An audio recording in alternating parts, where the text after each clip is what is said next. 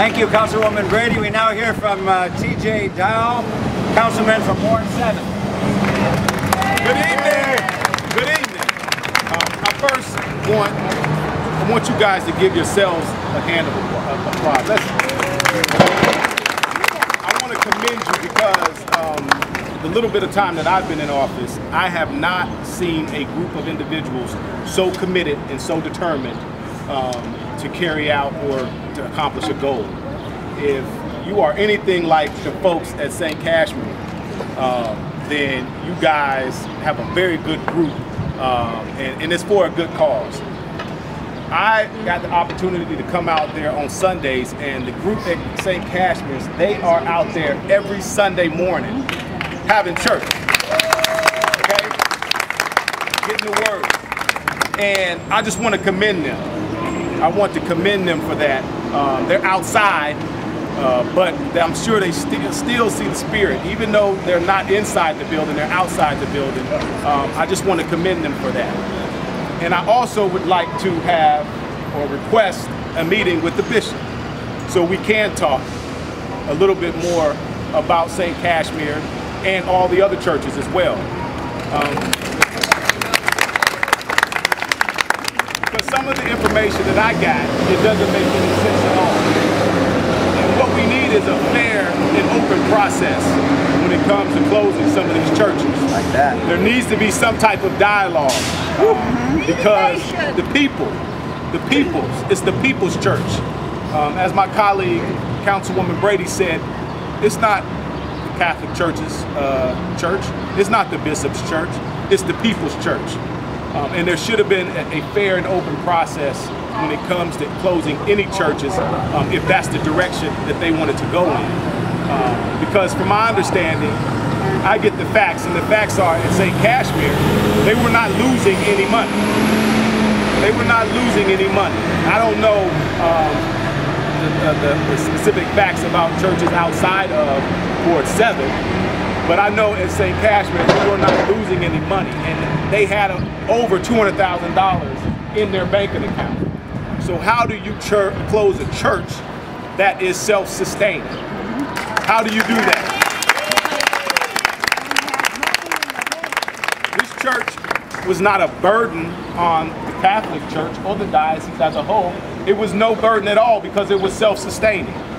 So I would like at this time to request a meeting with the bishop, with the folks from St. Cashmere, so that we can sit down and have some dialogue about St. Cashmere in particular, but also all the churches as a whole. I want to thank you for inviting me out, and you got my full support. Thank you.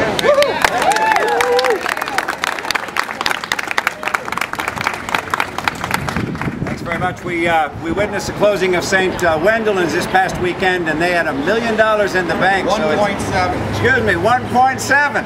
I was only nearly $1 million off. So we're talking about sustaining. We're talking about churches that are self-sustaining, so churches that are drawing crowds, churches that are now chained shut.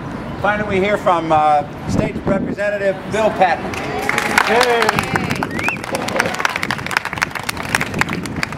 Well, let me just say first of all that I am not a Catholic, nor am I Hungarian. But what I am is a Christian. Thank you. And I've not seen one church that I want to help.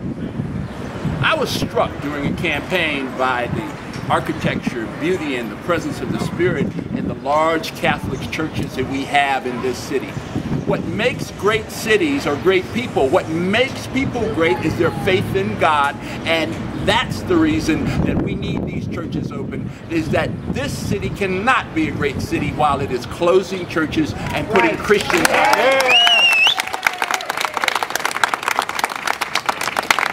I'm struck by the semblance in the New Testament of Paul going around persecuting Christians. Yep.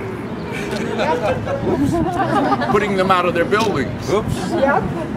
So I'd like to also have a audience with the bishop. And I'm calling on I've had a relationship with Bishop Pilla, and when he was doing something, he would call the councilman, he would call the mayor, he would sit down with you and tell you exactly what he was proposing in your neighborhood. And if you had alternatives, he would listen to them. We need that kind of an open door. Yes. Yes. You have to have it. But again, great cities have great churches who have great people who attend them.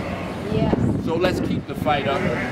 Let's keep going, because we can change this. This is a great city with great people, and we can change it. So you have my full support, and I'm not here electioneering. I'm already elected. There is no general election. So what I'm talking to you about is what I believe. I came here tonight to support you because of what I believe. Thank you.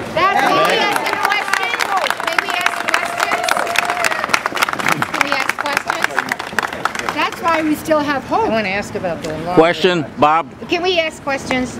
Of the councilman. Any of the councilmen sure. for women.